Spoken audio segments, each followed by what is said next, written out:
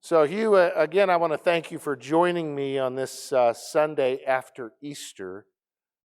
Many people may not know, but this Sunday is often referred to as Doubting Thomas Sunday, because in the liturgical calendar and the history of the church, this is the Sunday in which the church often reads the story, a beautiful story of Doubting Thomas. And I've always liked that story because I've always thought of doubt as a central part of faith.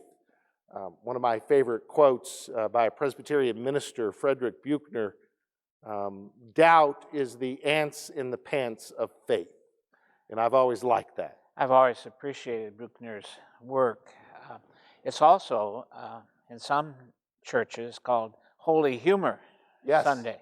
And because of the monks had a tradition of getting together after Easter and telling jokes to celebrate the resurrection. But on a more serious note, I also appreciated what Paul Tillich said, that faith includes doubt, that doubt is an element of faith, and faith always involves risk. And there's always some risk in making a choice to live the life of faith.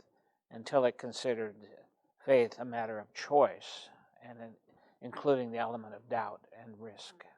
Yeah, and I think humor, doubt, they're a central part, as odd as it seems to combine them, a central part of our experience amidst COVID-19.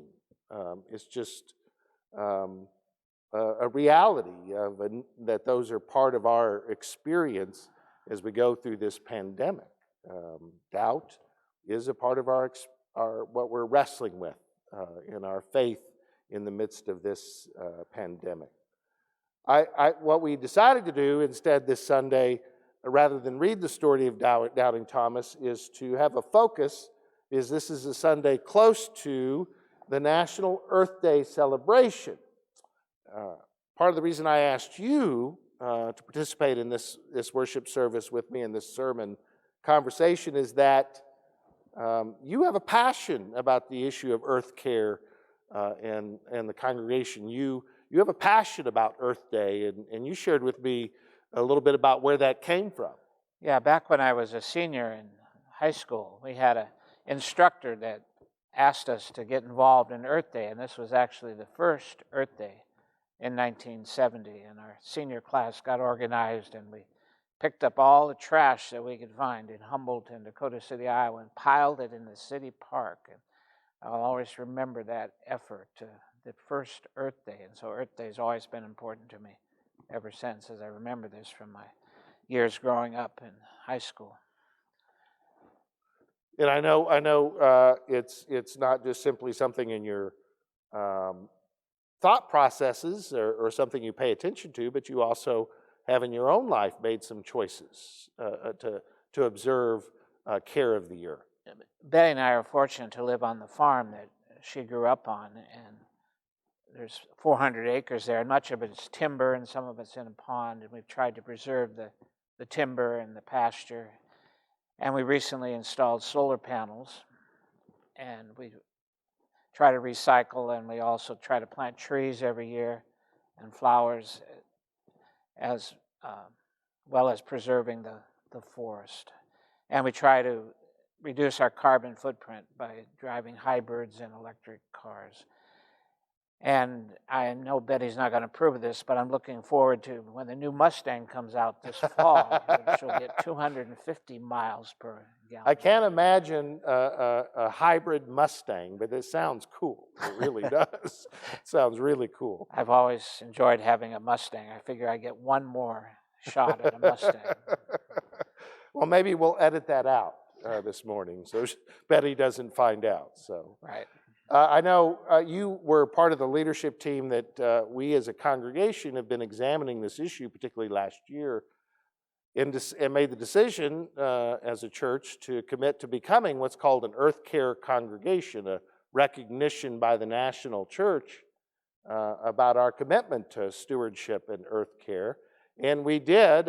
We haven't really been able to really announce it in the midst of our social distancing, compassionate separation, but we did get a certificate that identifies Heartland Presbyterian Church as an earth care congregation for its environmental stewardship achievements in worship, education, facilities, and outreach actions in the life of the church. And even though we've got the certificate, and that's not why we did it, we will continue to pay attention to those 4 areas of our church: worship, outreach, education, and the building, to continue to pay attention to how we can be good stewards of God's earth. So I've appreciated your leadership on that effort. I also appreciated the series of sermons that you did on environmental justice and ecology last year. That's about the time we started attending here.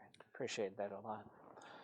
So I chose for our scripture this morning a few lines from a letter Paul wrote to the burgeoning church in Rome in the midst of a difficult, doubting time for them, as the church was just coming together and trying to figure out who they were and trying to find hope in a difficult time. And I chose it because it expresses an understanding of resurrection. It kind of identifies this idea of redemption, that it's a much larger thing than we often think about. Historically, the church, and probably more recently, has focused on resurrection and redemption as something that's concerned with the human soul, something that's focused on, and when we sing our hymns and use our liturgies, often that is the language that we use that talks about resurrection and redemption from our human sins, but a kind of resurrection of the human soul. And as you and I have talked, actually the history of the church has a much broader understanding of resurrection and redemption these days. You had shared something about that as well, that you thought it was important to lift that up. Yes, it's more than just our personal, private resurrection, but it's a resurrection of all of creation, of the whole world, of new life.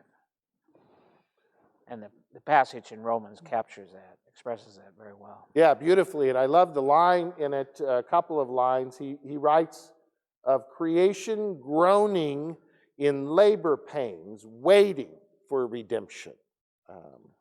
He writes of a creation longing for the revealing of the children of God, longing for that revelation of the children of God, in the hope that creation itself, what's the line says, will be set free. I love that. Creation itself will be set free from decay. So resurrection for Paul and for us, we need to have a bigger vision about how resurrection involves all of creation and not just our individual souls. Yeah, Paul understands that creation, nature, has suffered because of human sin.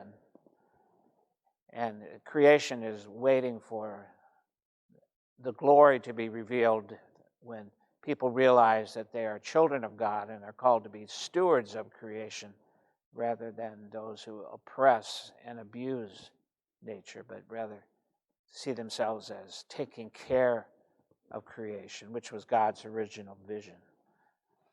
Well, and I love that because I think that idea of partnership between humanity and creation is a key concept that Paul's expressing about a sign of the resurrection and of redemption is the sense in which a balance is created between humanity and creation. And I know I've heard your interpretation of the story of Genesis, in which that partnership was created from the very beginning, right?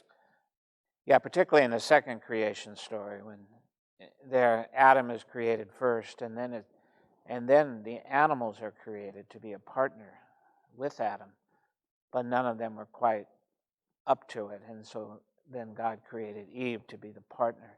But this idea that humans and animals are partners together in creation, and to be created in the image of God means to take care of creation, not to oppress or dominate creation, but to take care of the garden, to care of as good stewards. That's our calling. So one of my as I try to imagine what that partnership or what that relationship in a resurrected world, in a redeemed world looks like, the image that comes to mind is of a friend of yours who you invited to come to teach a Sunday school class, or not a Sunday school class, a youth group class on Wednesday night. We were doing a series on the environment and creation and trying to understand that better. And you invited a friend, a longtime friend, who's a professor at Drake. Yeah, he teaches physics at Drake, and he's also an amateur astronomer and amateur geologist. And particularly, we've enjoyed our interest in collecting rocks, particularly geodes, together. And well, he came, and I know you appreciated him so much because. Well, I kind of joked with you later that I hadn't expected to, but I met a very holy man that evening, in maybe not in a traditional sense, but what I loved about him, he was passionate about rocks. Yes. He was so excited to show the youth and all of us these rocks he had, and he could tell stories about these rocks. And I was just awed at that sense of passion he had and love of rocks. Who loves rocks? And then he had brought, what are those, geode rocks, and was cracking them open so that the kids could, he gave a rock so that they could be cracked open and see the beautiful geodes that were formed there. And so he was kind of on the ground. I have this image in my head of him. He was kind of kneeling on the ground, cracking open these rocks and getting so excited when there was a beautiful geode in it and just raising his hands. And the image for me is he's on his knees and these rocks are in front of him and he's breaking it open. It's almost like he would do this. It was almost like he was praying. And I thought, what an amazing person. That I wish I could be that passionate about creation. I found that deeply, deeply moving, and so appreciated him for representing that to our own youth and to those who participated. So. Yeah, he and his wife are very faithful members of the United Methodist Church in Waukee, and they live in Waukee, and their yard is just covered with beautiful rocks from all over the country, and that's how they spend their vacations. But he's a dear friend, and we've had a number of trips collecting geodes together, and it's one of the delights of my life just to go geode collecting with him. Well, and I don't think after that I've looked at the rocks the same way. But that joy about creation is a kind of sense of what that partnership, to find joy in creation. And in fact, one of the things that has struck me as we've been experiencing this social distancing, as we've been grieving in the midst of COVID-19, there's an odd kind of paradoxical thing going on in which we can see signs of resurrection in creation around us. That, and I know I've done this, that part of my helping keep my sanity in the midst of this is walking among the trees at a park. And the necessity of that to be created, to be connected to creation. There's also examples I don't know if other people have seen this in the newspaper, that creation is, because of our lack of activity and normalcy in what we do, creation is rebounded. That people in India can now see the Himalayas because there's no more smog. People in LA are amazed at what they can see because there's no smog. One of my favorite stories I just read this past week, because Yellowstone Park has been closed, the state park rangers are observing the animals are like frolicking in the streets. The animals it's almost like a celebration. We're set free. And those are images of resurrection and redemption to me that shows a world that maybe we couldn't imagine, but maybe should be part of our imagination. As I was coming to church this morning, I noticed the daffodils are out. Mm-hmm. which is another sign of resurrection. But also the dandelions are coming out. But I saw another sign of spring, which saw the first robin, my first robin. Actually, I saw two out here in the churchyard, but that's another sign of life coming back and resurrection. And of course, that's what spring is about as well. It's an eternal celebration of spring.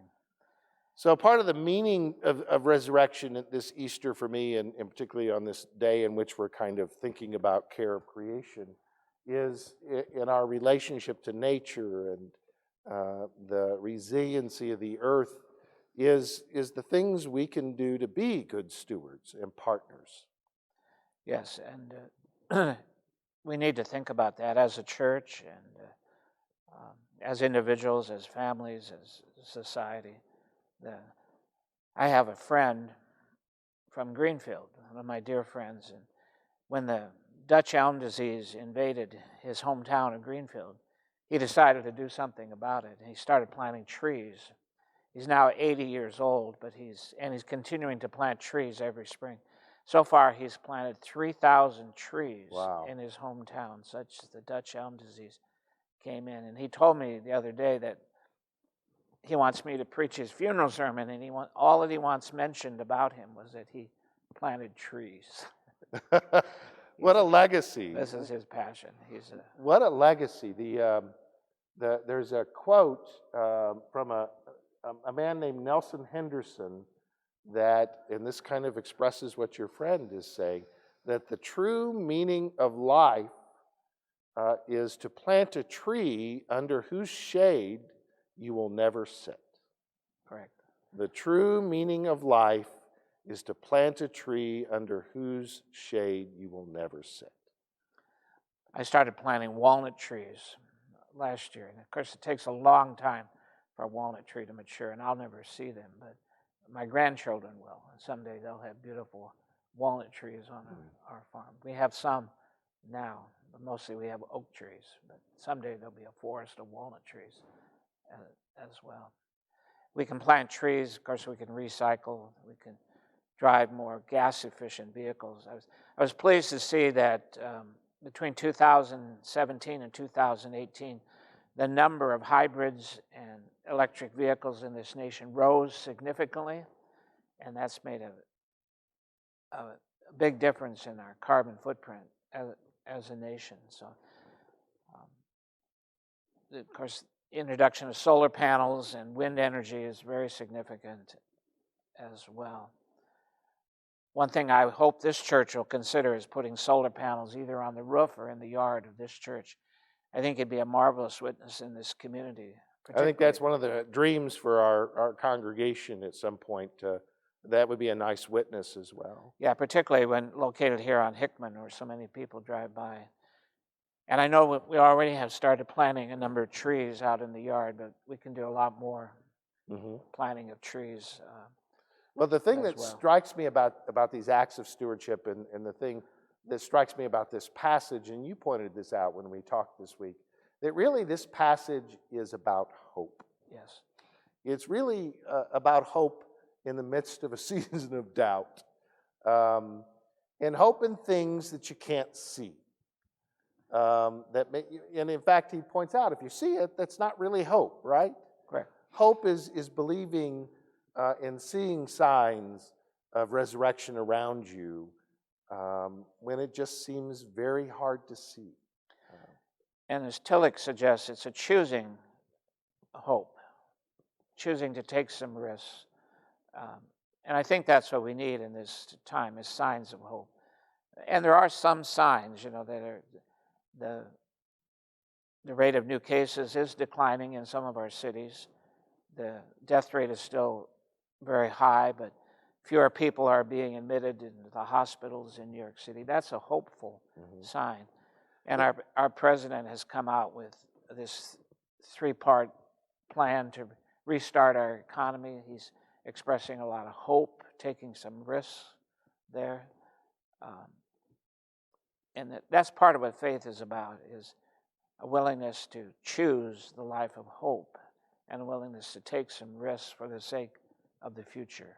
Well, and as odd as it creation. sounds, one of the signs of hope for me, in particular in terms of Earth Day and global warming, is that we as a society, as communities, can do things that seem really hard to do. We've proven it the past weeks or however long the social distancing will go on. We've proven that we can make life changes, and we will be making life changes even when we start coming back together again. And that, to me, is a sign of hope, that we can do that. An important sign of hope that we ought to hold on to, for Yes. sure. A church member actually I kind of shared with me a poem this past week, and I thought I'd end with it. And it's a beautiful poem. It's written by a woman named Catherine O'Meara. I believe she has a blog that she writes, but the poem title is called "In the Time of Pandemic." And I'd like to read it for us this morning to kind of end our time together. And the people stayed home, and they read books and listened and rested and exercised and made art and played games and learned new ways of being and were still. And they listened more deeply. Some meditated, some prayed, some danced, some met their shadow. And the people began to think differently. And the people healed.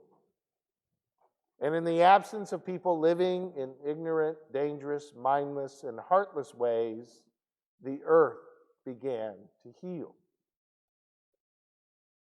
And when the danger passes and the people join together again, they grieved their losses and made new choices and dreamed new images and created new ways to live and heal the earth fully as they had been healed. Amen. Amen.